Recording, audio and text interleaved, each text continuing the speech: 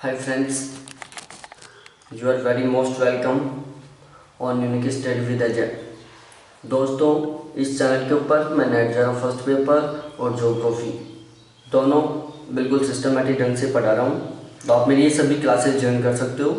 देखो, ज्योग्राफी के मैं प्रेजेंट टाइम में रेगुलर कुछ प्रैक्टिस क्वेश्चन सॉल्व करवा रहा हूँ जो बहुत इंपॉर्टेंट है असिस्टेंट प्रोफेसर के एग्ज़ाम के लिए, कॉलेज लेक्चरर के एग्ज़ाम के लिए, स्कूल लेक्चरर के एग्ज़ाम के लिए और नेट जेआरएफ के एग्ज़ाम के लिए। और यदि आपको ये क्वेश्चन बहुत अच्छे लगे, वैसे वास्तव में ये क्वेश्चन बहुत ही एग्ज़ाम के लेवल के हैं, बेस ऑफ परपेज हैं, तो आप मेरी ये क्वेश्चन को तो ज़रूर से ज़रूर ज़्यादा से ज़्यादा सॉल्व करने की कोशिश करें। तो यहाँ पर मैं आपको, यदि ये क्वेश्चन की पीडीएफ लेना चाहते हो या फिर एक मेरा व्हाट्सएप ग्रुप है ज्योग्राफी का, जो असिस्टेंट प्रोफेसर के एग्ज़ाम के लिए, नेट जेआरएफ के एग्ज़ाम के लिए, स्कूल लेक्चरर के एग्ज़ाम के लिए, तो इनके लिए जो व्हाट्सएप ग्रुप है, तो आप उस व्हाट्सएप ग्रुप में भी ऐड हो सकते हो। जिनके जो कॉन्टैक्ट नंबर हैं वो मैं नीचे दे रखा हूँ। इन कॉन्टैक्ट नंबर पर आप मेरे से इनके नोट्स ले सकते हो, पीडीएफ भी ले सकते हो। तो अब हम डायरेक्टली हमारा जो आज का क्वेश्चन है उसके ऊपर हम डिस्कस करते हैं। देखो, क्वेश्चन नंबर 206, जनसंख्या वृद्धि का सर्वाधिक जिस महाद्वीप के देशों में देखा गया है वह कौन सा है? जनसंख्या वृद्धि का सर्वाधिक। देखो, सबसे पहले आपको आंसर सजेस्ट करना है, उसके बाद मैं आपको उसका आंसर बता दूंगा। तो जो क्वेश्चन नंबर 206 है उसका करेक्ट आंसर है एशिया, कि जनसंख्या वृद्धि का सर्वाधिक जिस महाद्वीप के देशों में देखा गया है वो है एशिया महाद्वीप। और देखो, इसका कुछ डेस्क्रिप्टिव तैयार किया है मैंने, जो आपके सामने है बिल्कुल। तो ये डेस्क्रिप्टिव देखो, एक साइड महाद्वीप है, दूसरी साइड जनसंख्या वृद्धि दर है और एक साइड विश्व की कुल जनसंख्या का प्रतिशत है। अब हमें इन सभी को एक साथ पढ़ते हैं, बिल्कुल कॉन्सेप्ट के साथ चलते हुए। तो देखो, एशिया की जो जनसंख्या वृद्धि दर है, ये सारे डाटा हैं तो 2011 के अकॉर्डिंग है। किसके अकॉर्डिंग है?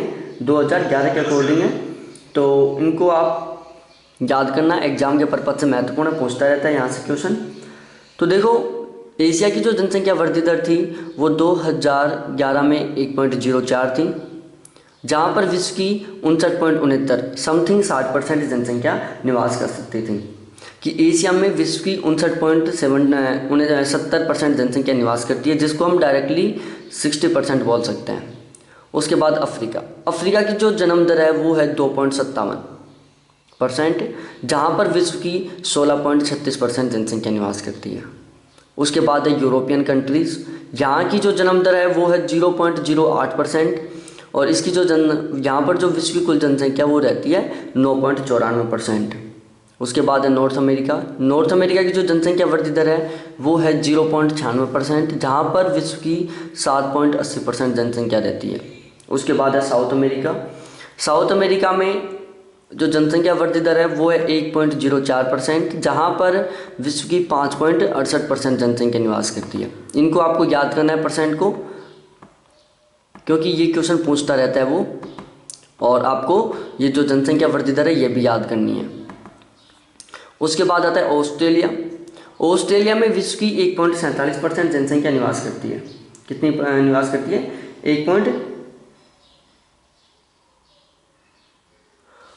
1.47% जनसंख्या निवास करती है। और यहाँ पर ऑस्ट्रेलिया की जो जनसंख्या वृद्धि दर है वो है 1.47%, जहाँ पर विश्व की 0.54% जनसंख्या निवास करती है। उसके बाद है अंटार्कटिका की जो जनसंख्या वृद्धि दर है वो बिल्कुल नील है, उसमें कोई वृद्धि नहीं देखी गई है। और यहाँ पर विश्व की 0.01% से भी कम जनसंख्या निवास करती है। और विश्व की बात की जाए तो विश्व की जो जनसंख्या वृद्धि दर है वो है 1.17%, जहाँ पर विश्व की 100% जनसंख्या निवास करती है। तो इनको आपको याद करना है, डाटाओं को, बहुत इम्पोर्टेंट है।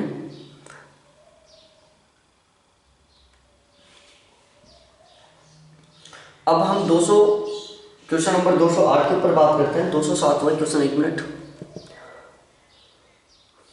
क्वेश्चन नंबर 207,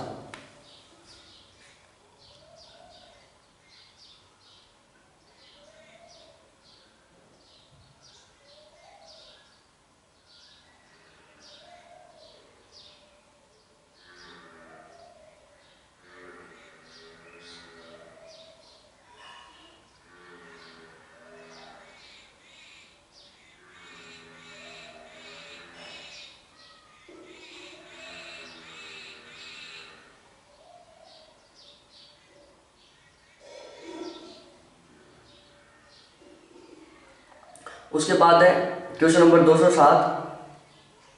क्वेश्चन नंबर 207 है कि कौन सी घुमंती जनजाति नहीं है। घुमंतु जनजाति का मतलब क्या होता है कि जो जनजाति,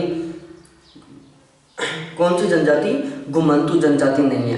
देखो घुमंतु का मतलब क्या है, सबसे पहले होता है घूम घूम के, मतलब आज यहाँ पर है, कल दूसरी जगह चली गई, परसों तीसरी जगह चली गई, तो ऐसी जनजाति कौन सी नहीं है।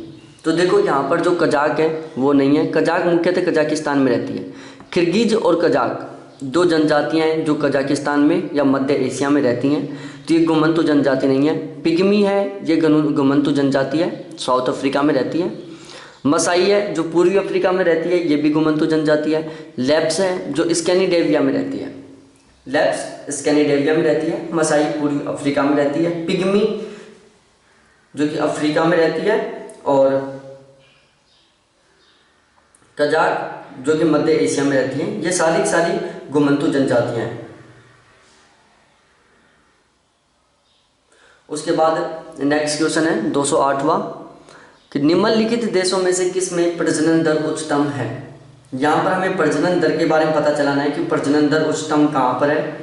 तो जो प्रजनन दर उच्चतम है वो है यहाँ पर अफगानिस्तान में। सबसे ज़्यादा अफगानिस्तान में यहाँ पर प्रजनन दर है, उसके बाद पाकिस्तान में। पहले नंबर पर यहाँ पर देखा जाए तो पहले नंबर पर अफगानिस्तान है और दूसरे नंबर पर पाकिस्तान है प्रजनन दर में।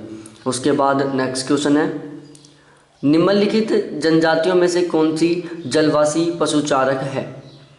तो यहाँ पर हमें जलवासी पशुचारक का पता चलाना है। तो जो जलवासी पशुचारक है वो है बोरो और किर्गिज। जलवासी नहीं है, चलवासी है, सॉरी चलवासी है, ये चलवासी पशुचारक है। तो यहाँ पर बोरो और किर्गिज दो जनजातियाँ हैं जो चलवासी पशुचारक हैं। किर्गिज मध्य एशिया में रहती है और बोरो ये दोनों हैं जो चलवासी पशुचारक के रूप में काम करती हैं। मसाई जो कि पूर्वी अफ्रीका में रहती हैं।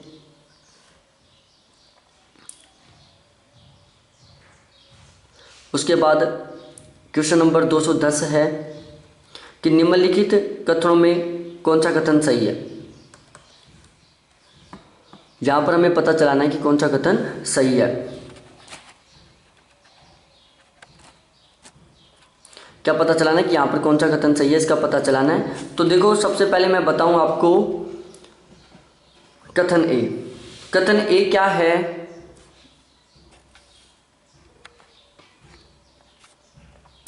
कथन ए क्या है सबसे पहले हम बात करते हैं। तो कथन ए के बारे में आयु संरचना द्वारा आयु संरचना का अधिक विस्तृत चित्र प्राप्त होता है। दूसरा है पिरामिड के ऊपर की ओर एक नियति रूप में संकीर्ण होता स्वरूप लंबे समय तक परिवर्तन रहित जन्म एवं मृत्यु को दर्शाता है। तीसरा कथन है यदि जनसंख्या में बच्चों की संख्या अधिक है तो पराश्रिता अनुपात अधिक होगा। पराश्रिता अनुपात अधिक होगा। क्या होगा? पराश्रिता अनुपात अधिक होगा। पिरामिड का संकीर्ण पतला आधार एवं संकीर्ण शीर्ष घटती हुई जन्म दर एवं बढ़ती हुई मृत्यु दर को प्रदर्शित करता है। जो पिरामिड का संकीर्ण पतला आधार एवं संकीर्ण शीर्ष है जो घटती हुई जन्म दर और बढ़ती हुई मृत्यु दर को प्रदर्शित करता है। अब यहाँ पर हमारे पास 4 कथन है और ऑप्शन ये 4 है कि इनमें से हमें पता चलाना है कि कौन सा सही है। तो जो क्वेश्चन नंबर 210 है वहाँ पर ये चारों के चारों बिल्कुल सही हैं, बिल्कुल चारों के चारों सही हैं। देखो पिरामिड के रिगार्डिंग कुछ इंपॉर्टेंट पॉइंट्स हैं वो मैं आपके साथ डिस्कस करता हूँ। पिरामिड शब्द का सर्वप्रथम प्रयोग थॉमसन और ऑर्थर लेविस जो 2 विद्वान थे इन्होंने किया था। पिरामिड शब्द का सर्वप्रथम प्रयोग थॉमसन और ऑर्थर लेविस ने किया था। पिरामिड के सबसे नीचे आधार पर निम्नतम जनसंख्या के लोग रहते हैं। निम्नतम जनसंख्या के लोग रहते हैं जिनकी संख्या सर्वाधिक होती है, लेकिन पिरामिड के ऊपरी सिरे पर अधिकतम जनसंख्या के लोग रहते हैं। यहाँ पर एज है, ये निम्नतम एज आयु, यहाँ पर आयु ऐड करना, आयु निम्नतम आयु और अधिकतम आयु, ये आयु यहाँ पर ऐड करना है आपको और यहाँ पर भी आयु ऐड करना है, अधिकतम एज।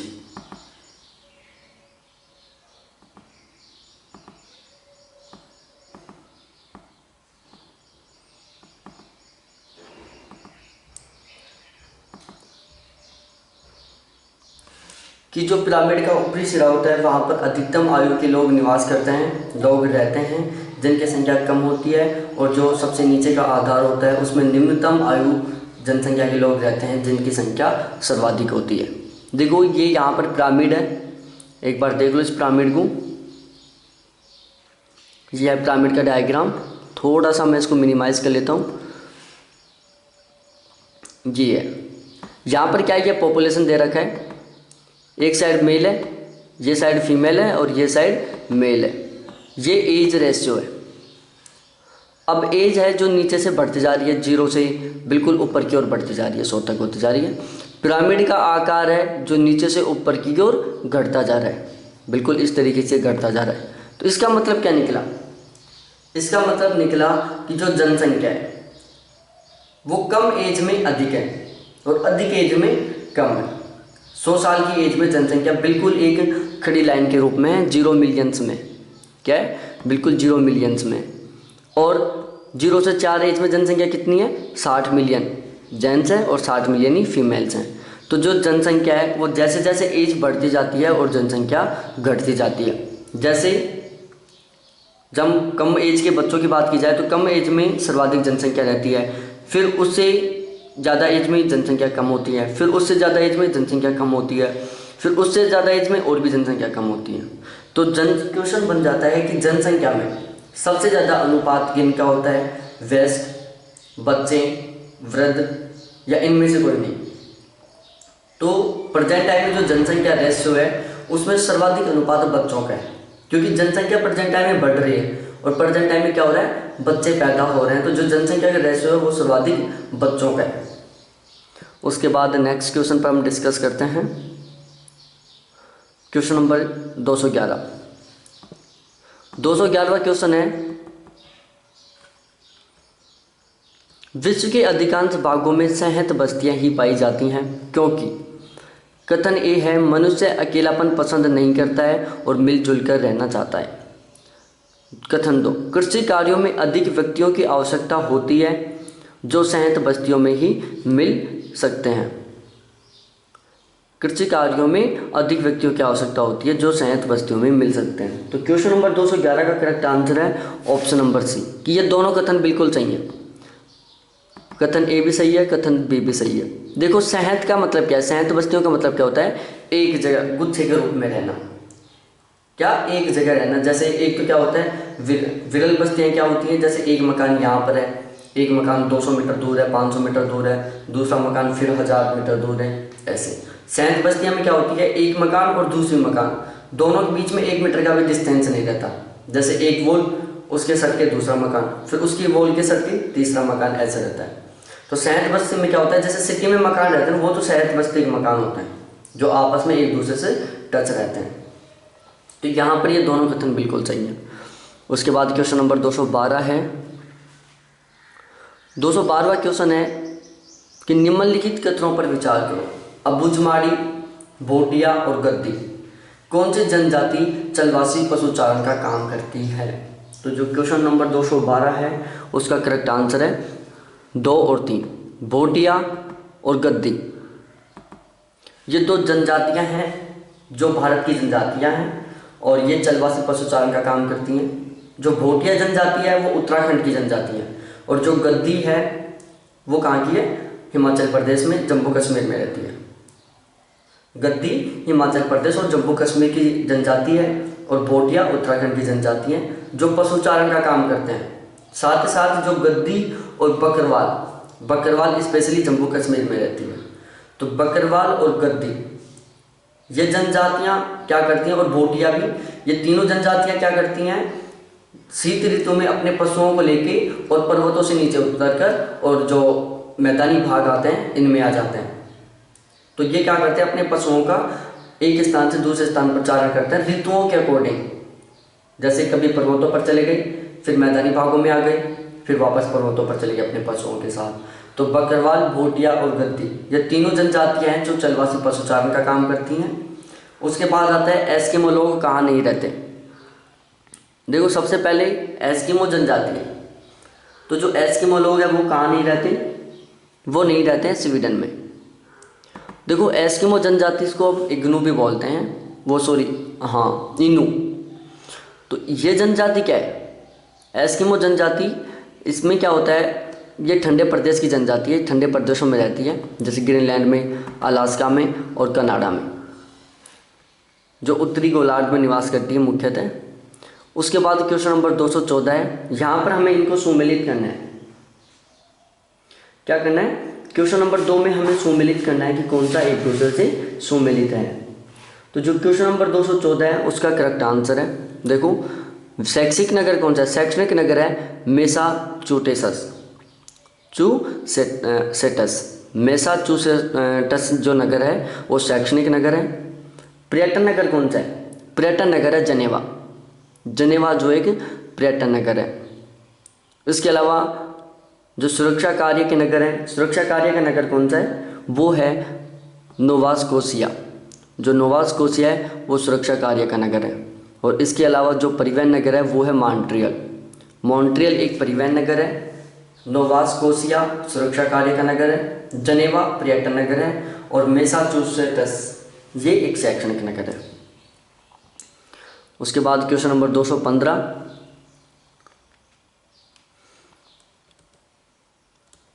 विश्व के निम्नलिखित देशों को उनकी जनसंख्या आकार के अवरोही क्रम में व्यवस्थित करो। देखो जो मैं पिछला वीडियो बनाया था उसमें मैंने जनसंख्या, सर्वाधिक जनसंख्या वाले जो देश थे उनको याद करने के लिए एक तरीका बताया था, वो मैं आपको दोबारा बताता हूँ। जब चीन ने भारत को अमेरिका के साथ इश्क लड़ाते हुए पकड़ा, दोबारा बता रहा हूँ, जब चीन ने भारत को अमेरिका के साथ इश्कबाजी लड़ाते हुए पकड़ा, इश्कबाजी लड़ाते हुए पकड़ा। अब इस ट्रिक को फॉलो करते हैं हम। जब का मतलब होता है जनसंख्या, तो ये कंफर्म हो गया हमारे कि जनसंख्या के आधार पर है। जब चाइना ने भारत को, चाइना पहले नंबर पर, भारत दूसरे नंबर पर, जब चाइना ने भारत को अमेरिका के साथ, अमेरिका तीसरे नंबर पर, इश्कबाजी, इश्क का मतलब इंडोनेशिया, बाजी का मतलब ब्राज़ील, लड़ाते हुए पकड़ा, पकड़ा का मतलब पाकिस्तान। तो यहाँ पर सर्वाधिक जनसंख्या वाला है इंडोनेशिया, फिर ब्राज़ील, फिर पाकिस्तान और फिर नाइजीरिया। तो इसका जो करेक्ट आंसर है वो है option number C. Primate city का नियम का प्रतिपादन किया था तो वो थे जेफरसन। जेफरसन मोदी ने क्या किया था, प्राइमेट सिटी शब्द का प्रयोग किया था। दक्षिण एशिया का सर्वाधिक नगरीकृत देश है, तो जो दक्षिण एशिया है उसका सर्वाधिक नगरीकृत देश कौन सा है, वो है पाकिस्तान। कौन सा है, पाकिस्तान सर्वाधिक नगरीकृत देश है दक्षिण एशिया का, ध्यान रखना है आपको।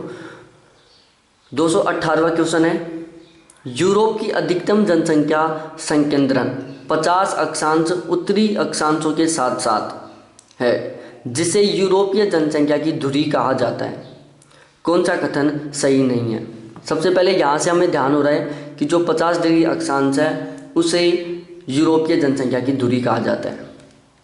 कथन ए है, रेल सड़क जल यातायात की उन्नत अवस्था है। बी है, प्रचुर मात्रा में पेट्रोलियम मिलता है जिससे उद्योगों को प्रोत्साहन मिलता है। सी है, जहां जलवायु मानव निवास के अनुकूल है। डी है, मिट्टी उपजाऊ है और कृषि उन्नत अवस्था में है। अब यहाँ पर हमें गलत कथन का पता चलाना है कि यहाँ पर गलत कौन सा है। तो जो क्वेश्चन नंबर 218 है उसमें गलत है बी, कि जो यूरोपीय देश हैं वहाँ पर जनसंख्या सर्वाधिक है 50 डिग्री अक्षांश के आसपास।